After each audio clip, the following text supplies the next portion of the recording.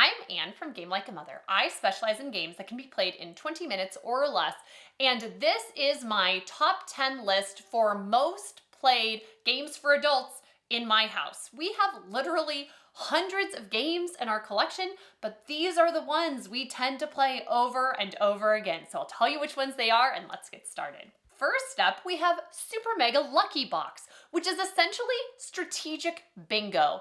And this game gets played so much because it works for everyone.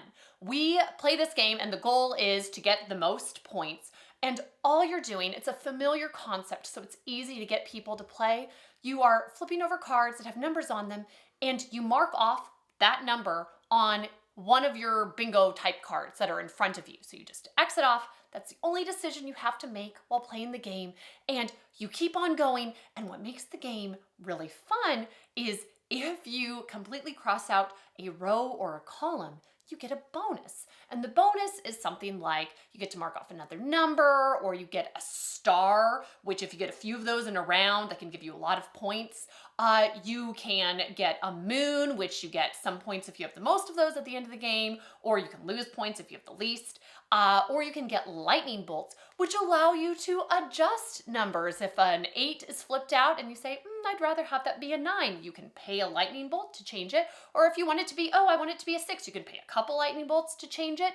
So it's comfortably strategic and fun, but these bonuses it'll get later in the game, and you'll trigger one bonus and then you'll get to mark off a number somewhere else, which will trigger another bonus, and you'll end up saying, okay, hold up guys, I have some bonuses to mark off, because then it'll mark off a spot that triggers both a column and a row, and so you're just marking off bonuses like crazy. It is extremely satisfying to play, and it works for everyone. This was my husband's and my go-to evening game for just the two of us for a while. We took it on a trip with friends, and so we just played this on repeat with adult friends in the evening. We can play it with our kids, with extended family. It works for everybody. It has a familiar theme, and this is just a can't miss. It works for everyone, which is why we end up playing it so much. Next up, we have Miss over Carcassonne, which is the cooperative version of Carcassonne that just came out this past year. But we have played it so much. It is challenging, intensive, but so much fun. You are trying to score a certain number of points before you run out of ghosts in your supply. And they ramp it up. There are 6 levels of play.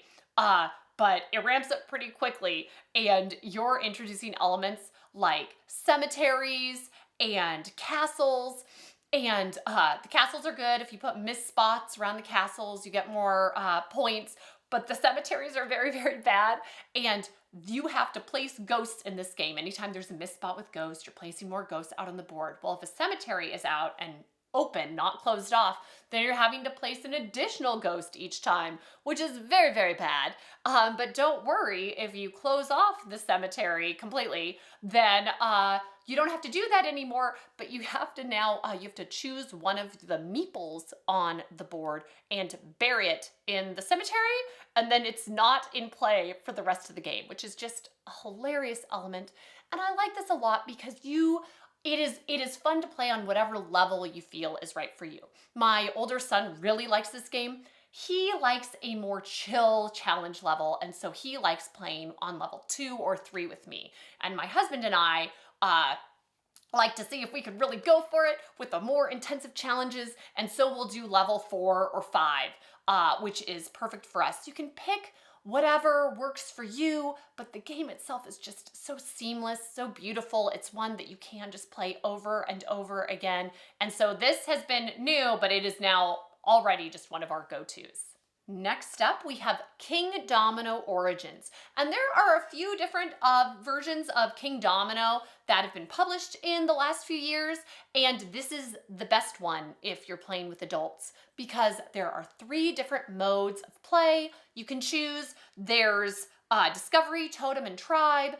Discovery is basically the same as standard Kingdomino, where instead of dominoes with numbers on them, you have different types of terrain and you're trying to match them together. And in this, you have fires that are on different spots and you multiply things together and you're trying to get the most points by the end of the game. In the first mode of play, that's the same as standard Kingdomino, except they have volcanoes now, which spew out fire, and you get to pick where you're putting the fire. So it's just really simple, still the same game, but volcanoes make it better. Then there's the second mode of play, which is totem mode. You introduce these really cute little resources that go on the dominoes on the corresponding picture. So there's mammoth, fish, mushroom, and flint, and just if you have the most of any of those items at the end of the game, you get a little bonus. So it's really simple to add in, but really fun.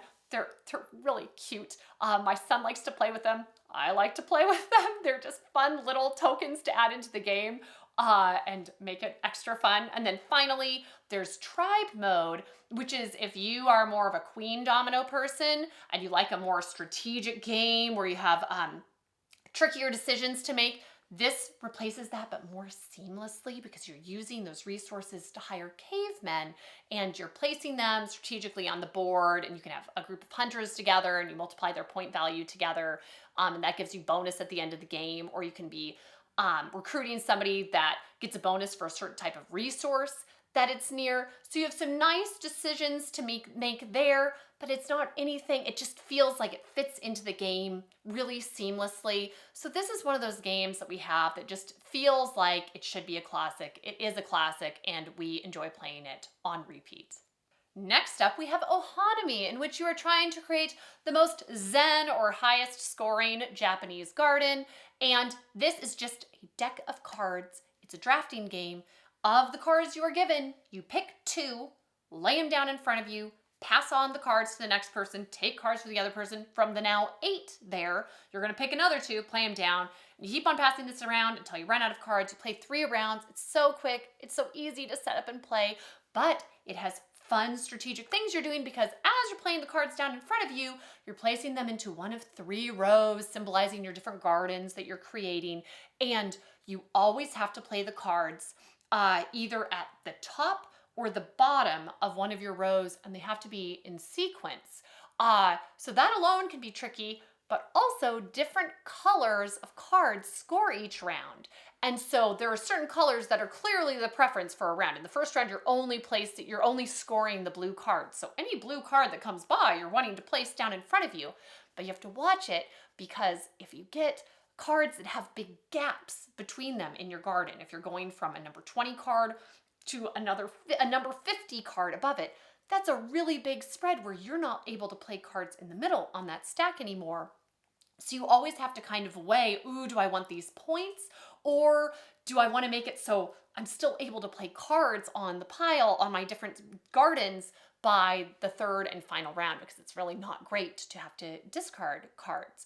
And so this is one that if I have a women's board game group that I play with every month, and I think if I brought this every month, everyone would be happy. They often request this game because it's just so fun. It's a nice level of strategy, but you can chat a little bit as you play. It's just really easy to understand and remember how to play and play on repeat. And you never know exactly what strategy is going to pan out.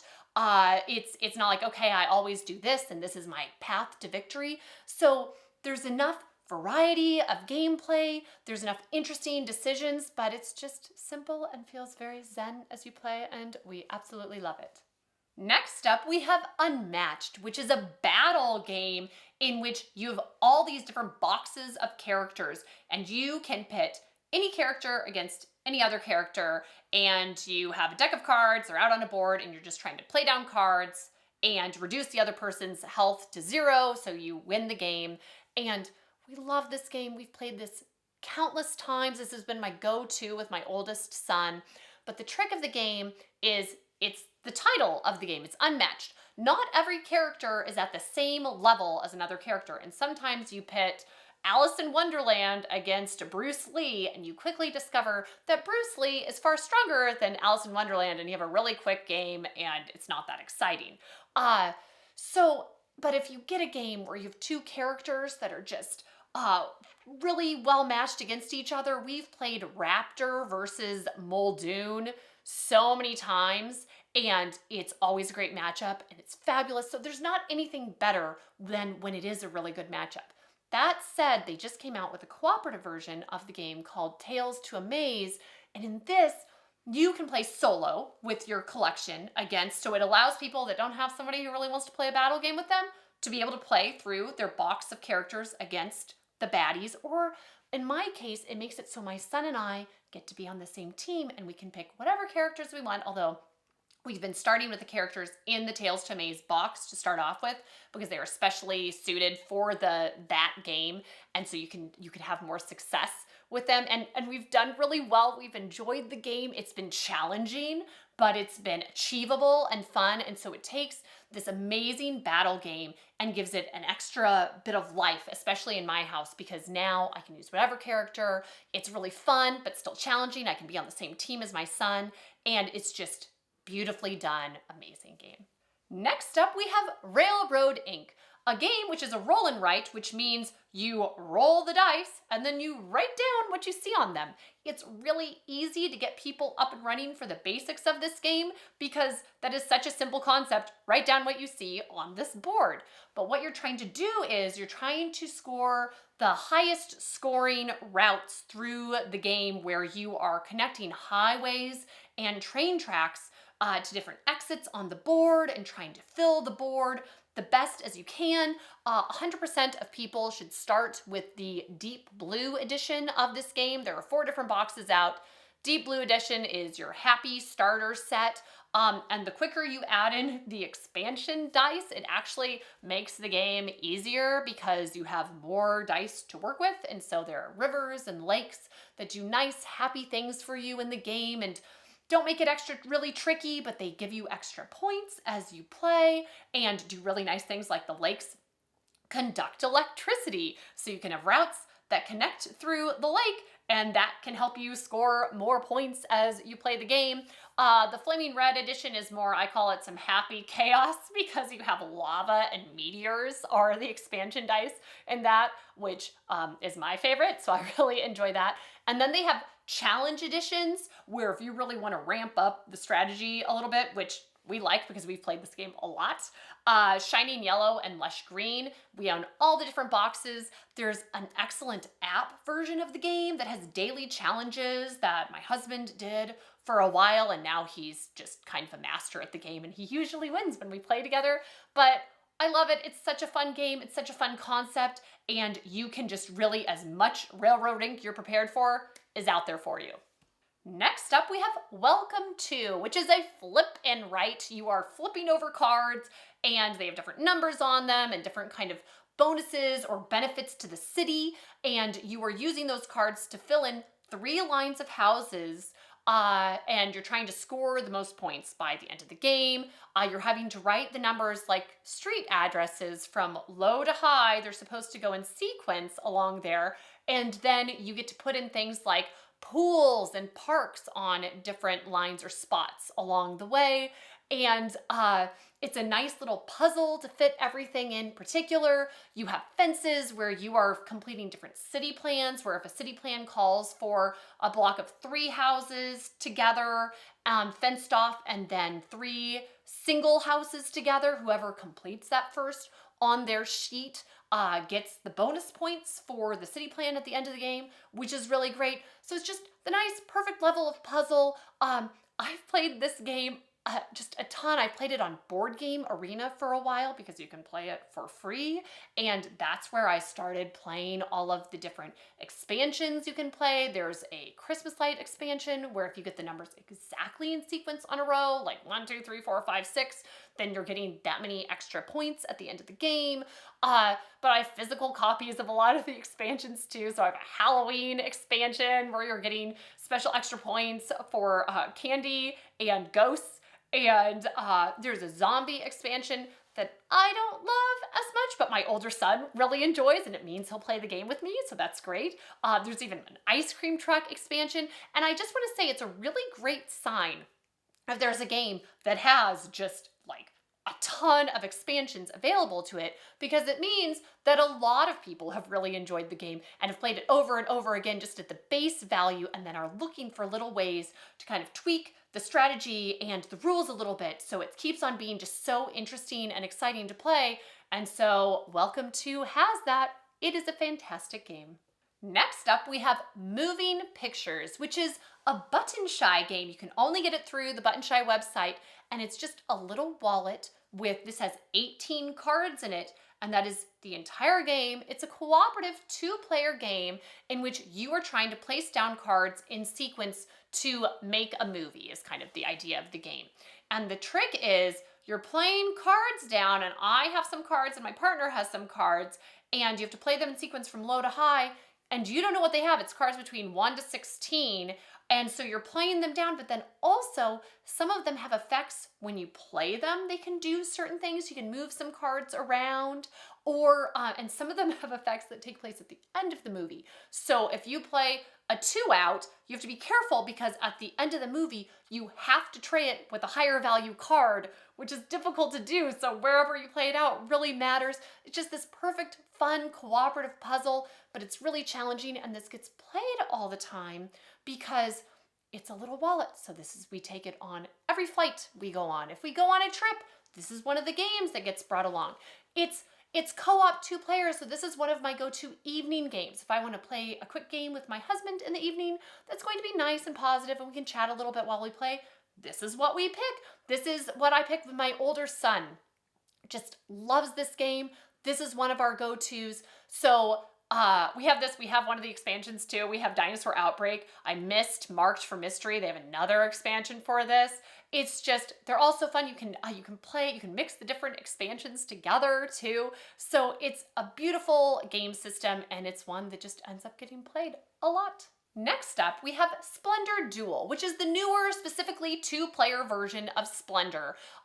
If you haven't played Splendor yet, I would absolutely start with that. That is a classic engine building game in which you are collecting jewels that allow you to purchase cards, and then those cards have point values and a jewel on them, and you use those jewels to build up your collection, and they just stay in your collection, and you're able to buy higher value cards, and you're trying to go along and be the first to a certain point value. Well, Splendor Duel still stays true to that, but they add a few more strategic elements without making it much more complicated, and it makes it into an even better game. They changed a few things, the way you select jewels in Splendor Duel. They're not just off to the side and you say, oh, I want to have 2 blue and a green. It's out on a grid, and you have to pick 3 in a row, and sometimes you just kind of have to work with what you've got out there. There are special prestige tokens that allow you to collect an extra jewel token of your choice, and when used strategically and at the right time can be really valued. There's a whole art to when the board is all the jewels have been removed from the board. There's an art to when you choose to refill the board. You don't get to collect more jewels, but you get a prestige token. So it's tricky when you're choosing to do that. And then I also really like that there are 3 different pathways to victory. You can be the first to get 20 points overall. You can be first to get 10 crowns, which are symbols on the sides of the card, or you can be the first to get 10 points of a specific color, and then you win the game. And when I first played, I thought, oh, it's always going to be whoever gets 20 points first is just going to be the go-to route to victory. And we found that was not the case at all. We've had all 3 different ways. It seems like it just kind of depends on the game that you're playing and the strategy people choose, what ends up being the winning way that time. So I really like it. It adds some variability to the game, a little more strategy, but it just still feels like the same Splendor that I know and love, just even more fun. And finally, we have Monopoly Deal. Yes, a Monopoly themed game made this list. This was one of my go-to games with my husband when we were still dating.